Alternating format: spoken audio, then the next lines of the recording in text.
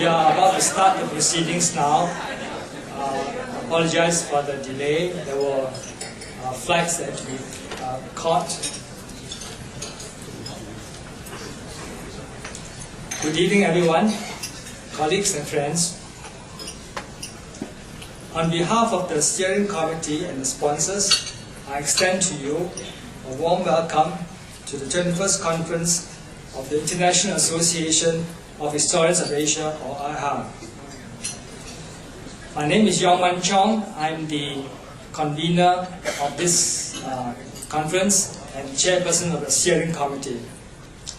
We wish you a fruitful time and hope that you will find your residence in Singapore and attendance in this seminar interesting and exciting. The preparations for this conference took place in the midst of a crippling worldwide financial crisis. The 21st conference was not spared. There were no funds to use as capital. Every day, the situation became more and more murky as Singapore entered the recession. The situation has improved somewhat now, but the tight budget situation remains the norm. And even as we speak, this 21st conference has to face competition for attention from the World Cup in South Africa. And we have to compete with the great Singapore sale that's going on outside there.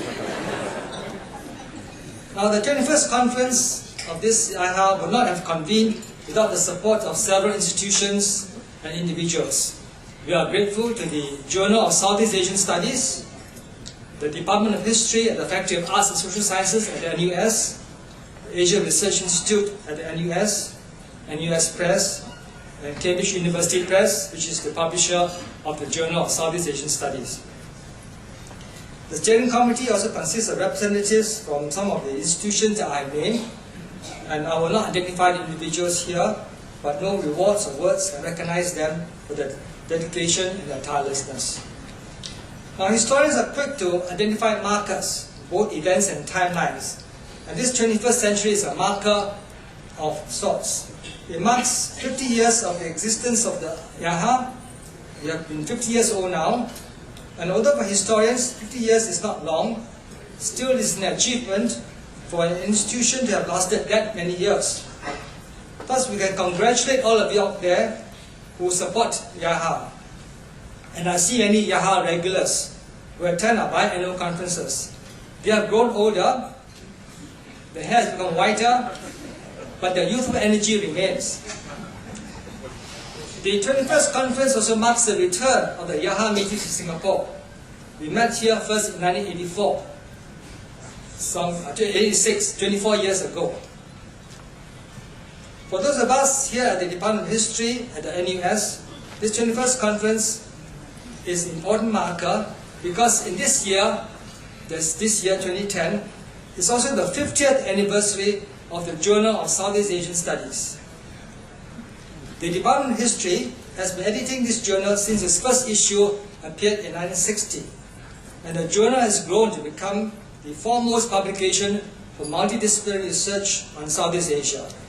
It is a publication of choice for many scholars who want to see the research published and disseminated. So the journal can claim credit for being responsible to help scholars in the university promotions to higher rank on account of being published in the journal, or at the very least, publication in the journal can lead to award of performance bonuses by the deans. The journal occupies a strong position because it is ably supported by an equally strong publisher, which is the Cambridge University Press. I take this opportunity to recognize the contribution of the Cambridge University Press, or CUP, both to the journal as well as to this conference. The press, the Cambridge University Press and the JSCAS have been partners for almost a decade, and this partnership has been a win-win experience. The CUP has a wide distribution network, and this has boosted the reach and sales of the JCs tremendously. And our association with the CUP has led to a stronger profile, a higher visibility, and definitely more readership. This 21st conference is also a marker in the ongoing relationship with this publisher. And I also wish to note that the commissioning editor of the COP is here with us at this conference. She will be speaking at the seminar on Friday, and I'm sure if you are an eager scholar with manuscripts to publish, you'll go and make a beeline to see her. Finally, this 21st conference is a marker of sorts for the kind of support we gave to fund graduate students to attend this conference. You will notice for our midst a number of young and new faces. And many of these are graduate students who are still writing their dissertations. We regard them as the next generation that will drive the IAHA. We hope that they will remember that in 2010, they cut their teeth at the 21st IAHA conference. And we hope that they will remember us when they enter their respective professions.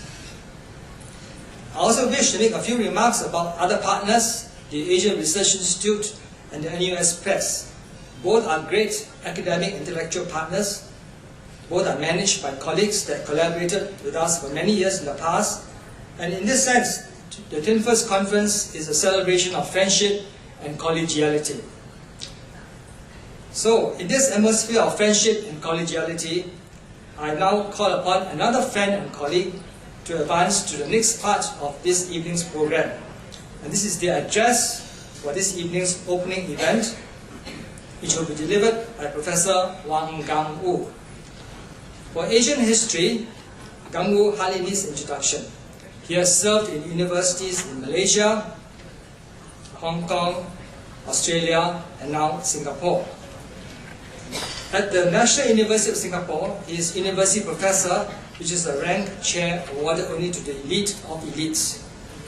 And despite the very stratospheric positions Gungwu has held, he is the essence of that humble historian who is accessible to everyone. Please welcome Professor Wang Gungwu.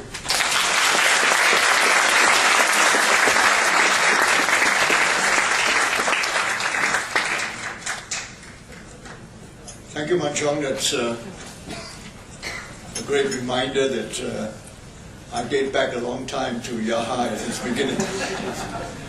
Nick and I think, probably are the only two here today who were at the meeting in Singapore, which happened 3 months after, or 2 or 3 months after IAHA was established in Manila in 1960. So in 1961, January, the history department then organized a conference on Southeast Asian history, which became the focus of a group of Southeast Asian historians, and that actually merged with the group that was set up in Manila called IAHA after their second meeting.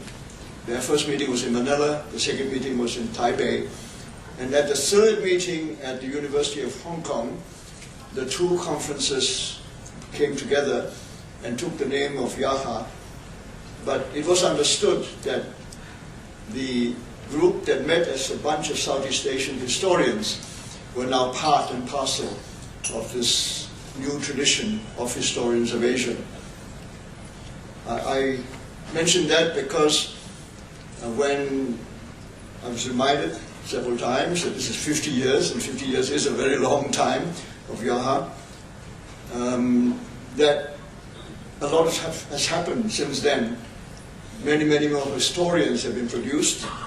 And I recall, and Professor Tarling reminded me of the original list of those who met on Southeast Asian history in January of 1961. We were quite a different list, actually, from the group that met in Manila in November of 1960.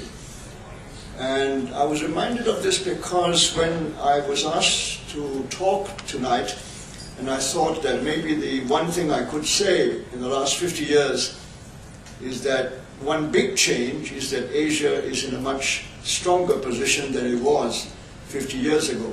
So I took the subtitle or title called Asia Rising. Not that I'm celebrating it or making much of it, but simply as a statement of fact.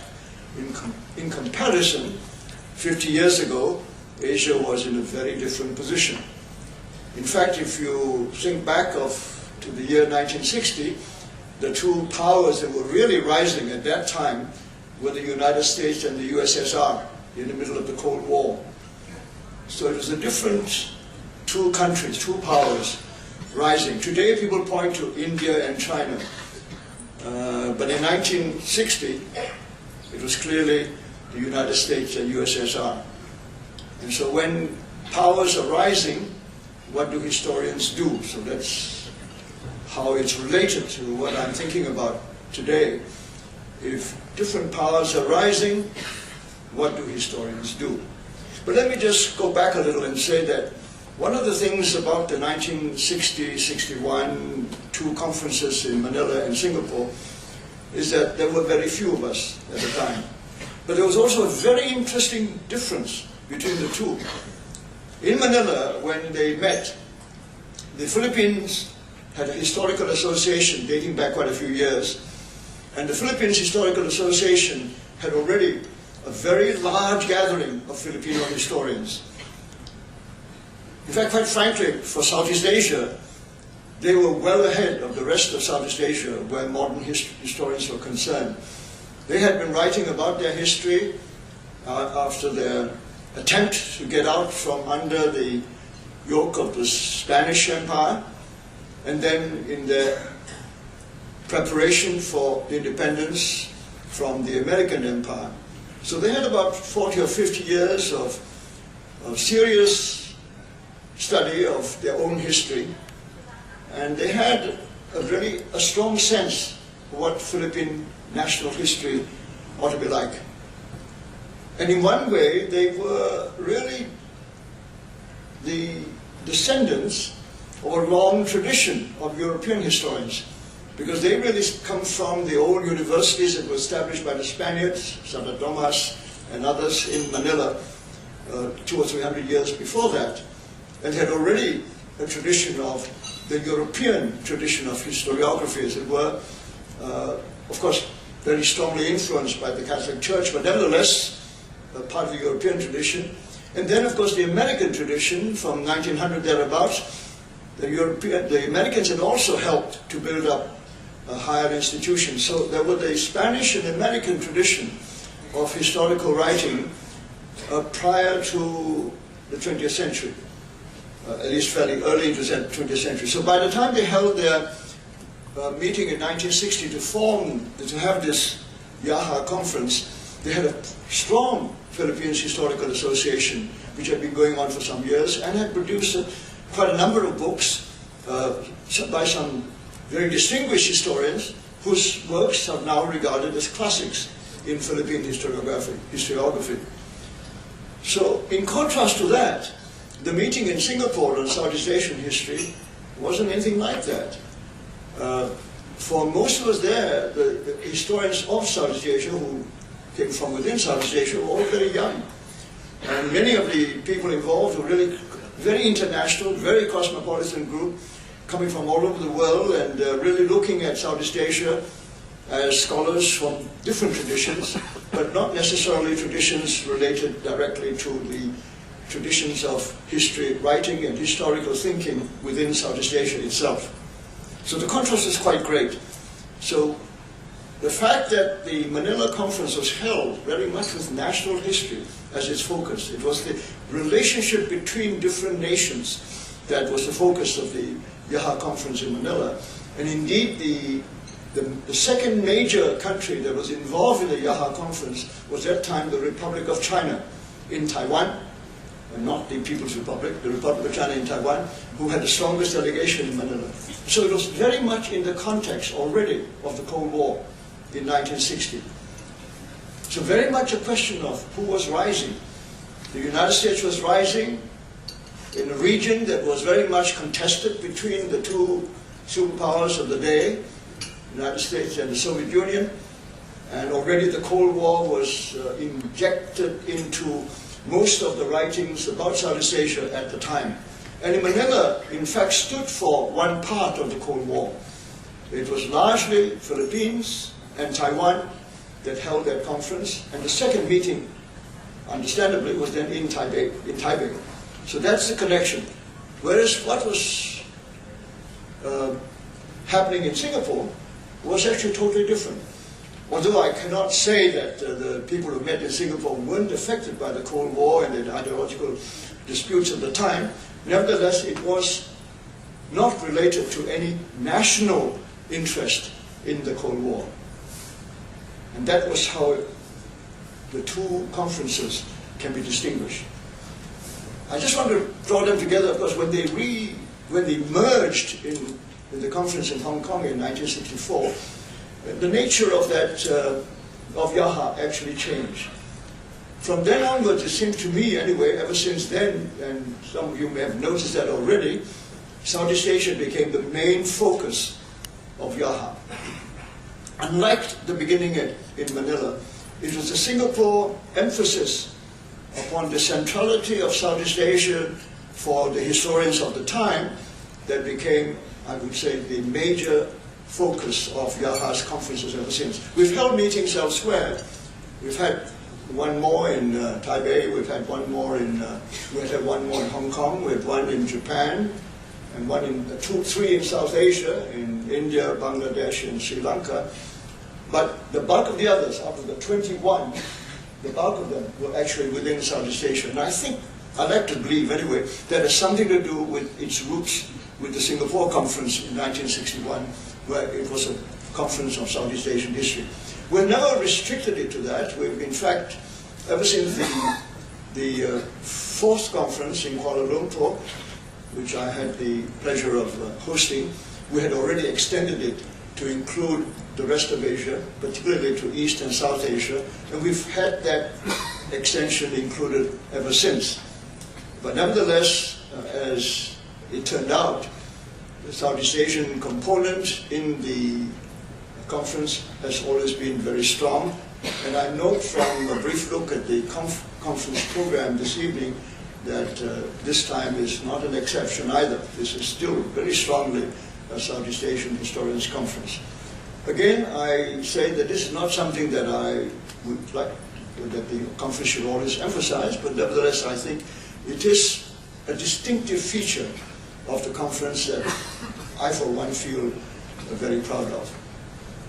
Let me now quickly say that, the different rising powers, from now onwards, Asia has done well, relatively, in the last 50 years. It has come out of the Cold War tensions without a great deal of damage.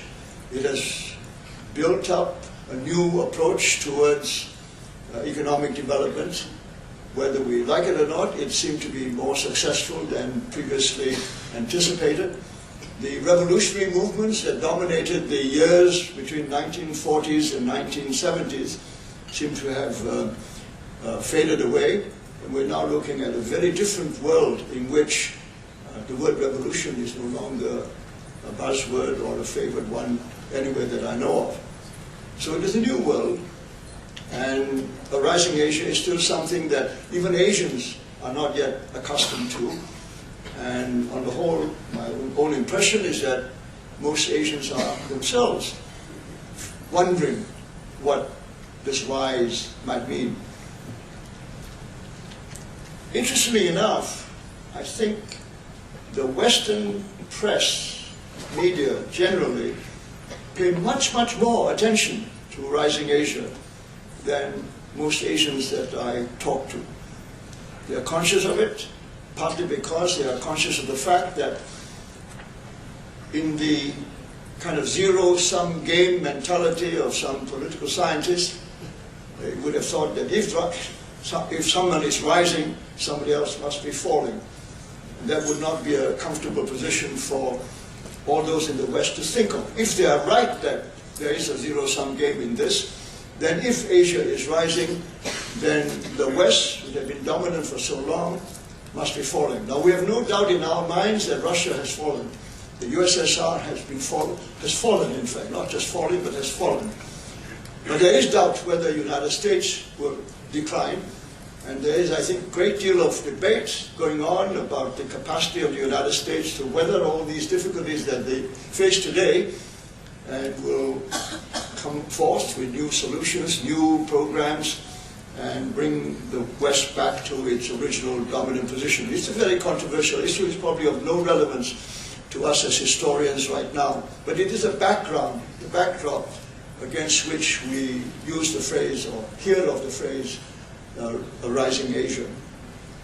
What I would like quickly to say is that where we're looking at the last 50 years, what have historians been doing the last 50 years?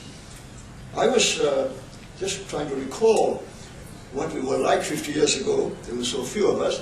Most of us then were fairly conventional historians, trained to work with documents, go to archives, and write according to what the records say, and not venture too far beyond those well-established lines. So we were certainly trained to do that.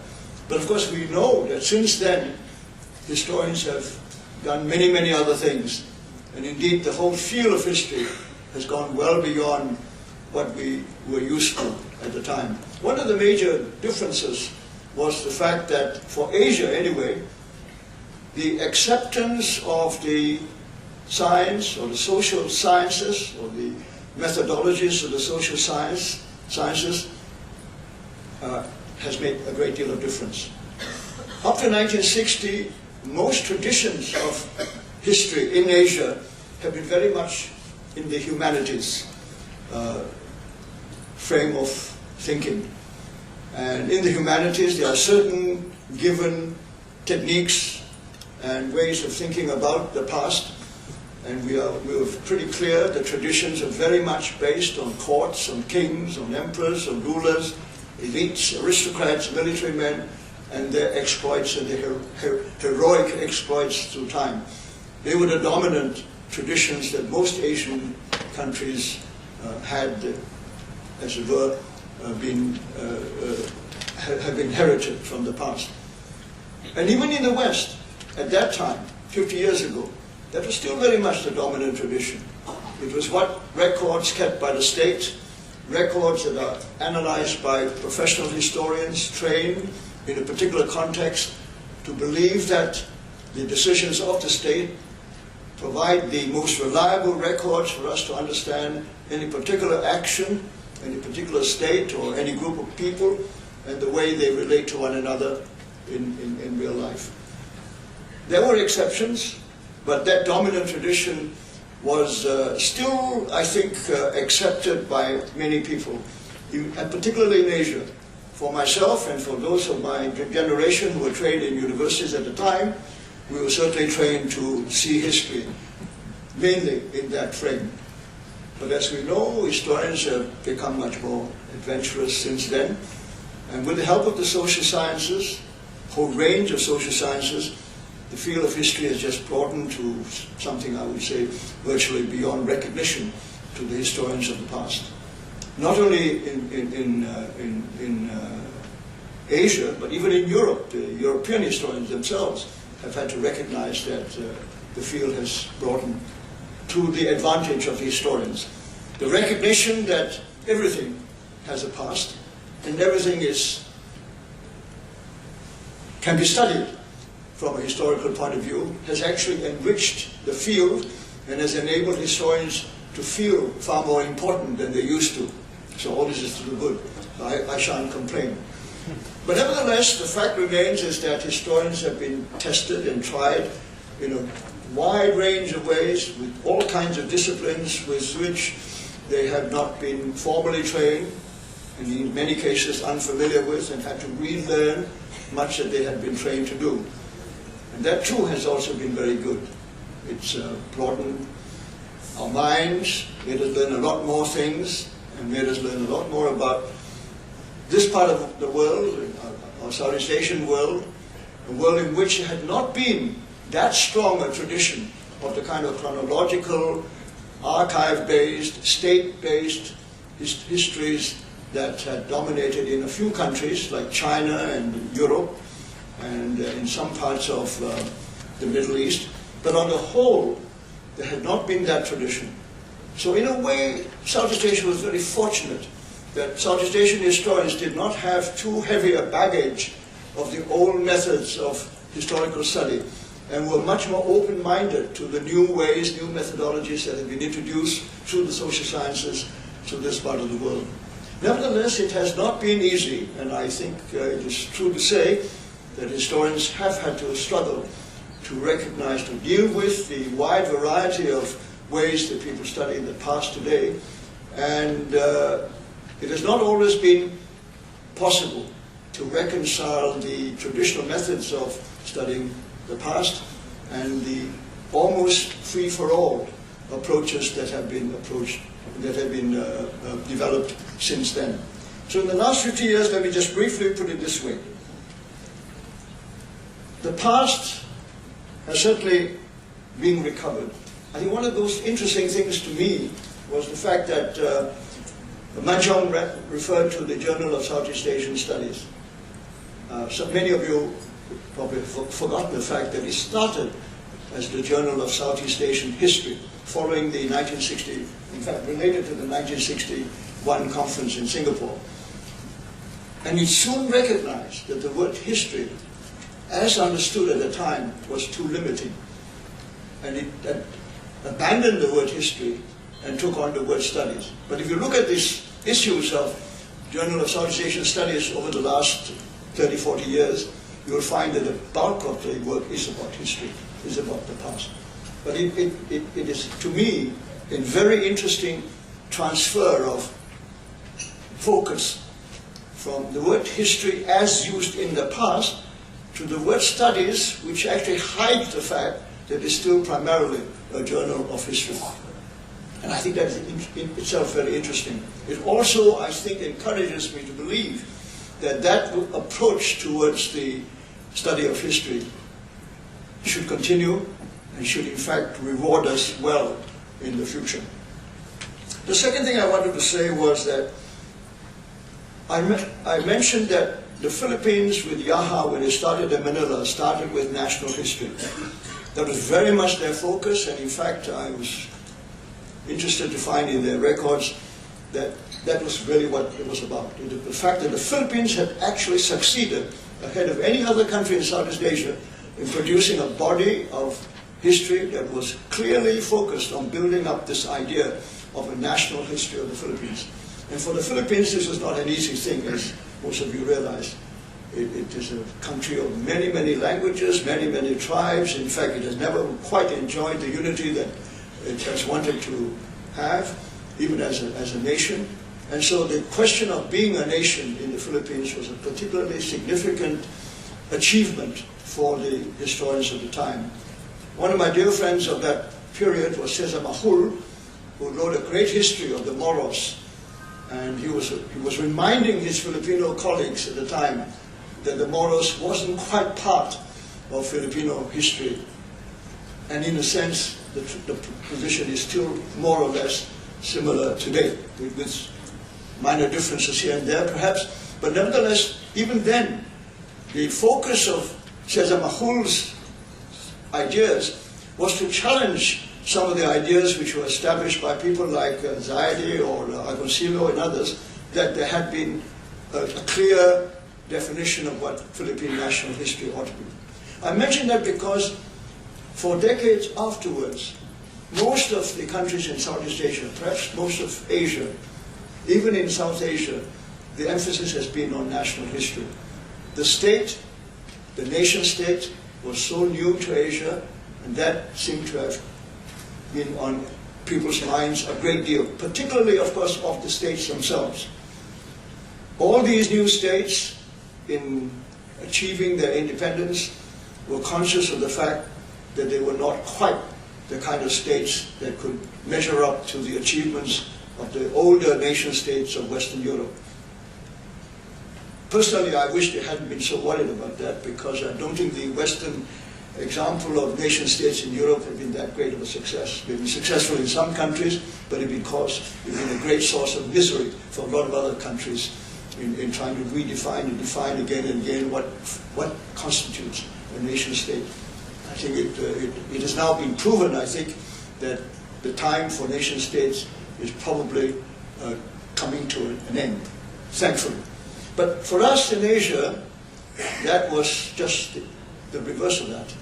We were very, very keen and eager to build our nation states, and history was one of the things which most governments and political leaders thought was a very useful way of speeding up the sense of national consciousness and to enable people to feel that they shared a common history. Even if that was hard struggle to make the whole thing coherent and believable, nevertheless it was worth doing, because unless you did that, unless you had a national history, somehow the nation state was not complete. And I think with that burden on them, many of my historian friends, I think, were deeply engaged in writing national history, particularly in Southeast Asia thereafter.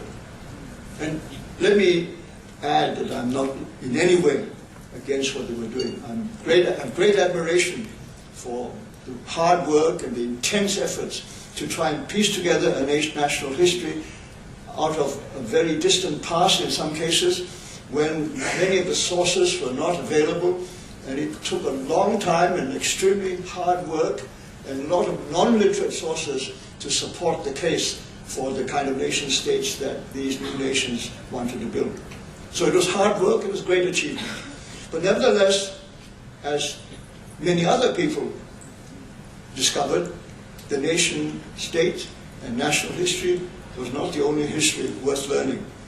And as we know, historians have moved well beyond that ever since, and we've got now a wide range of other possibilities. Again, one can go on, but I don't intend to take you through that. Simply to say that there remains this distinction we had from the beginning between the Manila meeting, with the emphasis upon national history, and the meeting that we had in Singapore, which did not do that.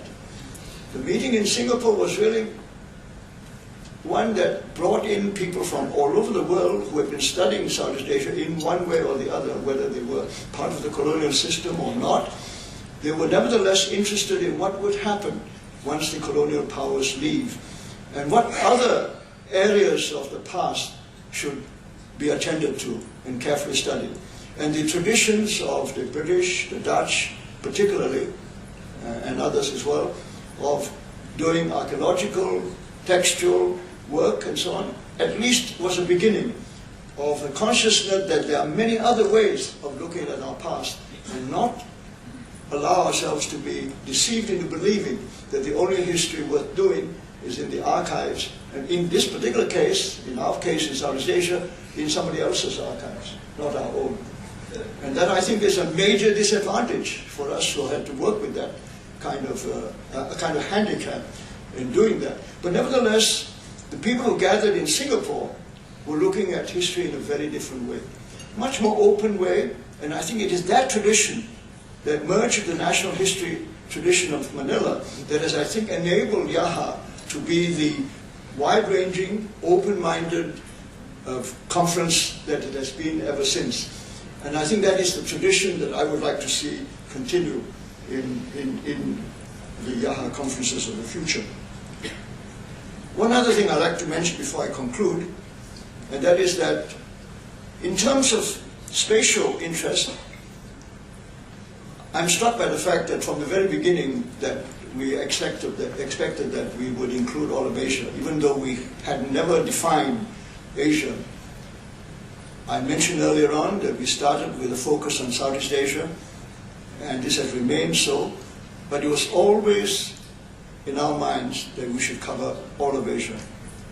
And of course, unless we attract more historians of other parts of Asia other than Southeast Asia, we will always be seen as something of a Southeast Asian, or mainly Southeast Asian group of historians. So that is a challenge for IAHA.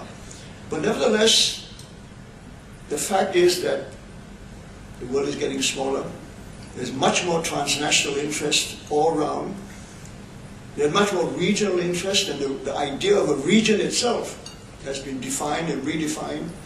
And each time it seems to have grown a little bit more and expanded, so that I no longer know what a region means anymore. But nevertheless, I'm old-fashioned enough to like to believe that Southeast Asia is a sensible and coherent region.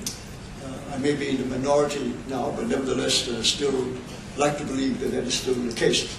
But the fact is that all these crossing of borders has made history much more interesting, has made the world of historians also much richer, in that historians now reach out across borders, across regions, across continents, in the search of new ideas, new methodologies, better to understand ourselves. And I think that's a great thing. That's something that we should always continue to have. And I'm happy to say that spatially, although the subject of some of the panels are still primarily Southeast Asia, the approaches, the kind of materials, the kind of questions asked, seem to me anyway, to have been stimulated and derived from experiences of the study of history almost everywhere else in the world. It's, in that sense, the task of the historian, the work of the historian, has really expanded. It has no boundaries, no academic boundaries, at least not of the type that used to be there before. It has no physical boundaries in terms of how transnational and global interests now are in everybody's mind. Let me now conclude by simply saying that after 50 years, looking back at what we've had to do, and in the context of a different kind of rising, if indeed Asia is rising in the same way, what do the historians, what can the historians do? I've already mentioned there is now a greater diversity of historians. There's even greater diversity of sources for historians to work with. It's no longer limited to documents in archives. It's no longer limited even to literate sources, but to oral sources, archaeological sources, from the ground, from the sea, from almost anywhere. But nevertheless, the fact remains is that the bulk of history is still dominated by the presence of states. States control the records that are available, particularly in modern times. The reach of the state, the modern state, is much more powerful than any traditional state ever was.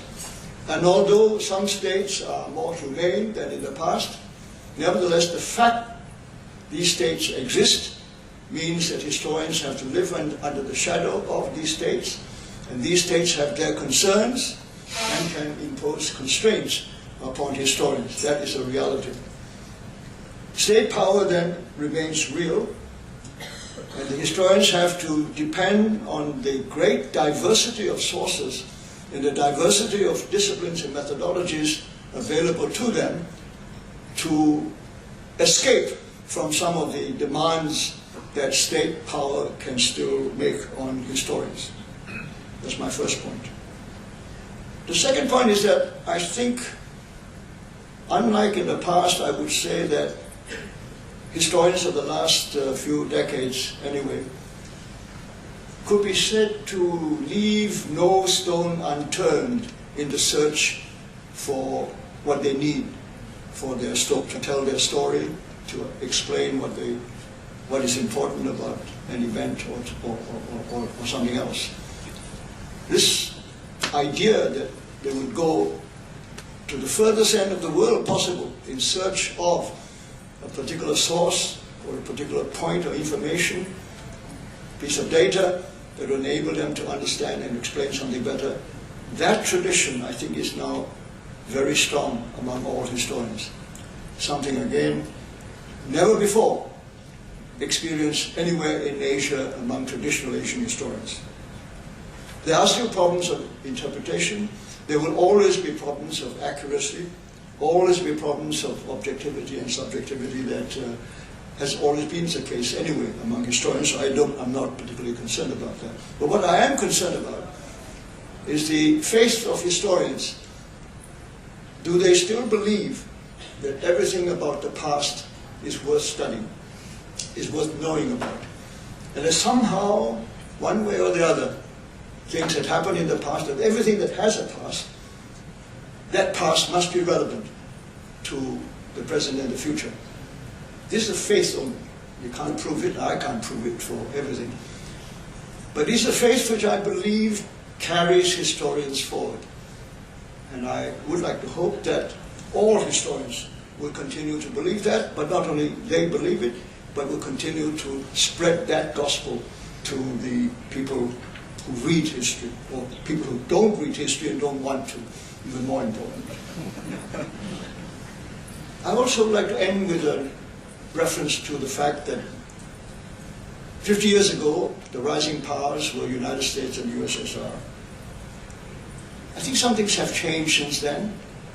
The two that struck me most, one, away with ideology, is I think what we have learned from that.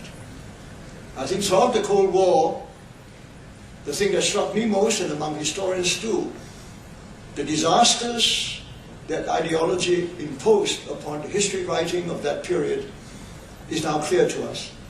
Many, many very fine historians have ruined their careers because they were caught up with ideological concerns which determined the way they should write their history. I like to believe that that is over, and that historians will not be subject to that. I hope not anyway. So away from ideology is one, away with ideology is one of the things that I think has happened, at least in the last couple of decades, since the end of the Cold War. The second one is a little bit more optimistic on my part, and that is escape from dependency is the way I would like to put it. In 1960, most of us who were interested in history were really pretty dependent on other people's academic and intellectual framework. We were taught in a tradition which was not native to Southeast Asia or to Asia generally. We learned it the best we could. We tried to master the skills and methodologies that we were taught to write the kind of history that was approved of and treated with respect and professionally respectable. Since then, I think generations of historians in Asia have learned to think for themselves, not to reject what they've learned, because what we were taught were very useful and indeed form the basis and the background to any skills that we have, but to seek to find ways and means of thinking for themselves about their own past, to use their own imagination, not the imagination of people from outside coming in and finding wonder in everything, kind of Alice in Wonderland journey to Asia, but to, from within, the harshness and reality of what Asia was like and has always been like in many parts of the region, to discover or rediscover for themselves in that context their own understanding of their own history, escaping from the dependency on other viewpoints and other frameworks to explain what is happening in Asia, and to find within ourselves, in our own areas, some new ways of doing it. Not necessarily better, not necessarily more authentic, but certainly more understandable to the people within the region. And I do believe that there is still great need of that.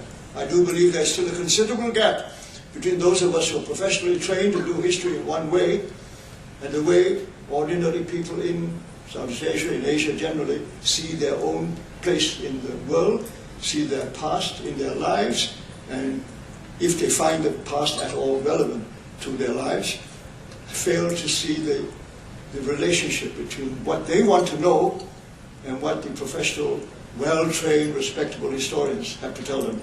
And I think that is still a gap. And that is a gap which I expect to be eventually filled.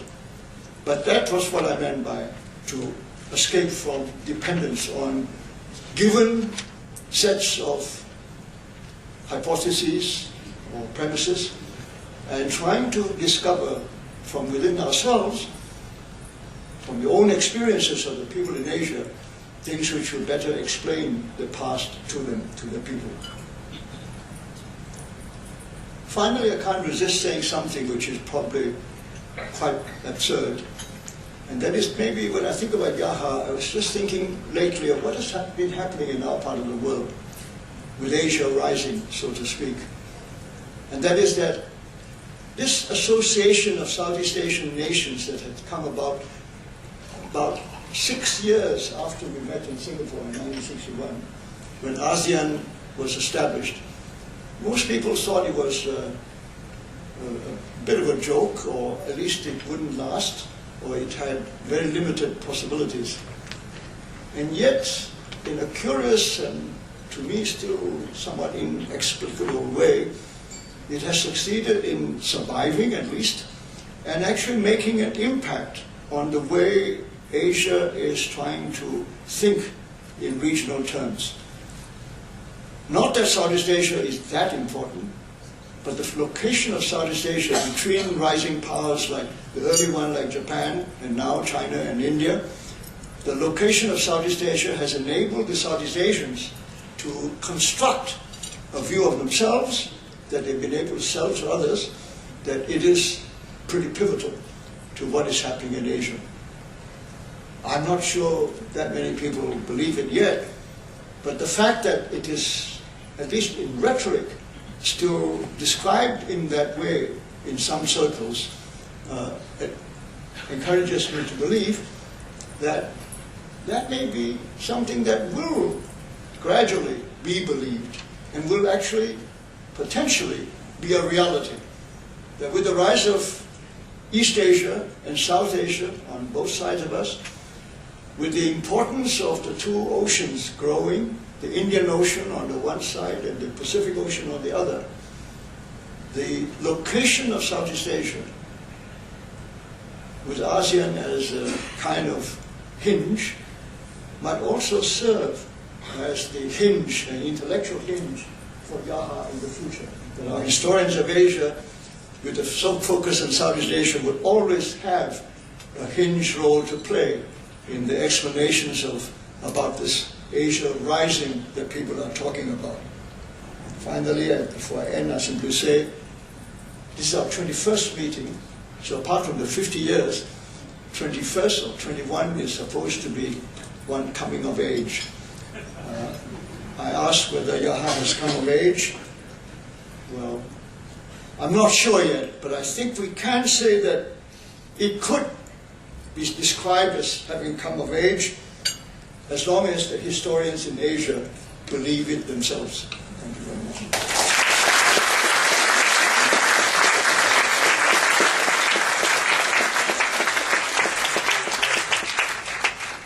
Thank you, Gungwu.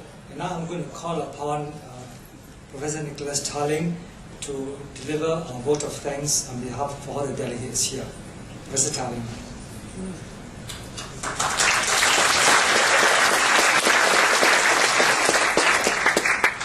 Ladies and gentlemen, our fellow scholars, I was keen to speak today, not only because I knew that it would be a good lecture, and then I could enjoy giving a thanks, but also for personal reasons.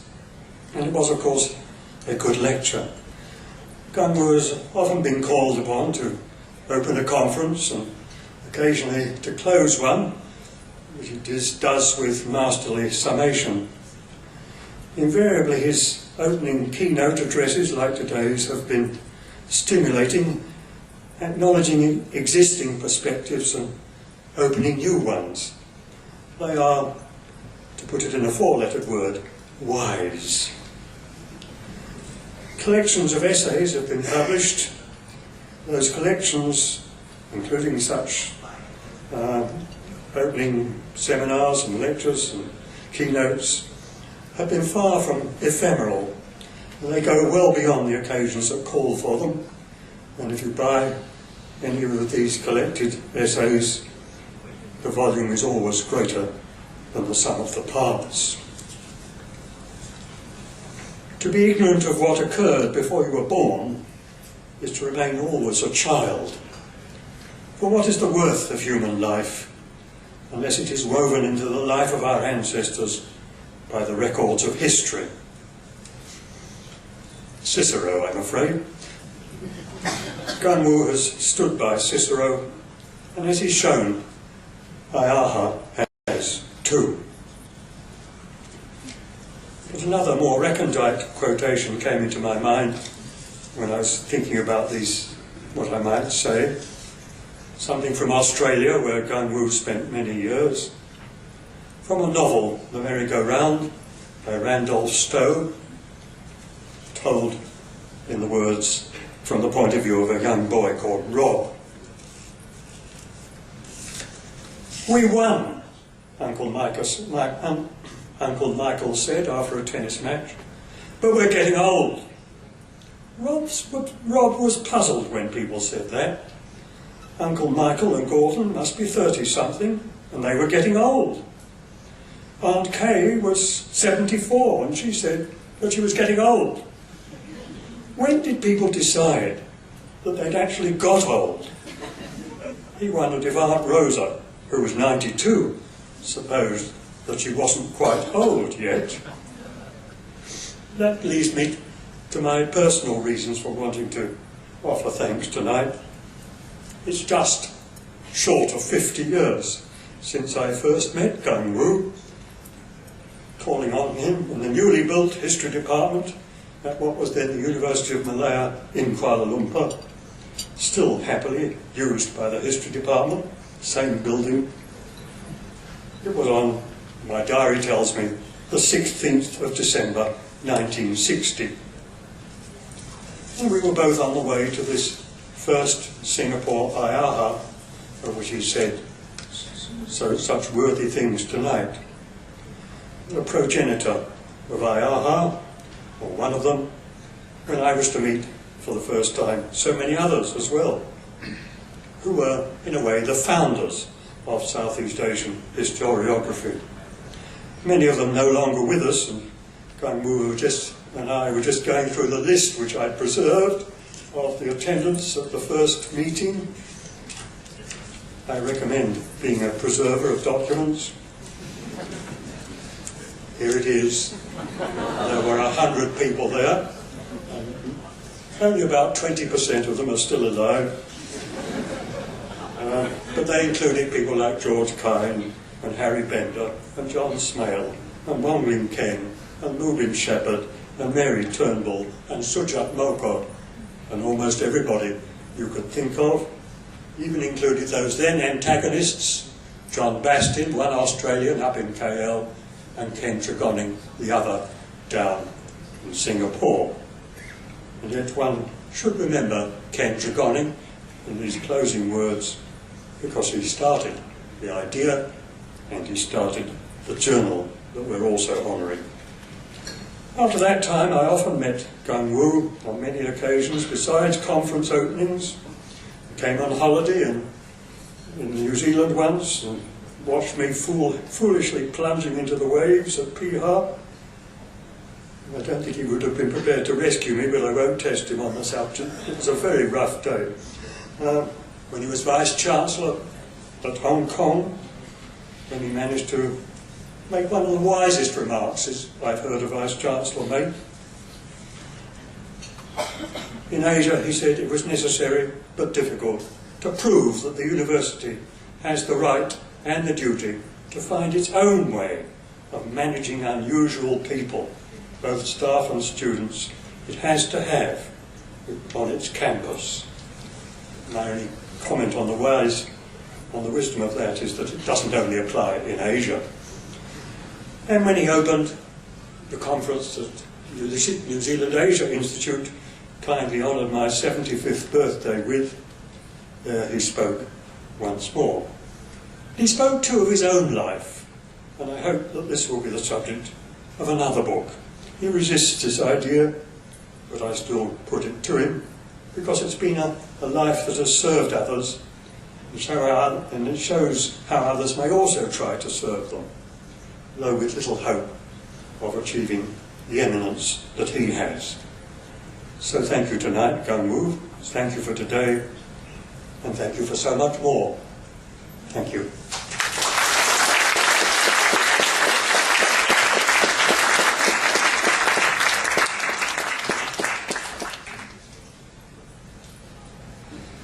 Now, if you would join me to applaud again as I present some IAHA corporate gifts to both our speakers.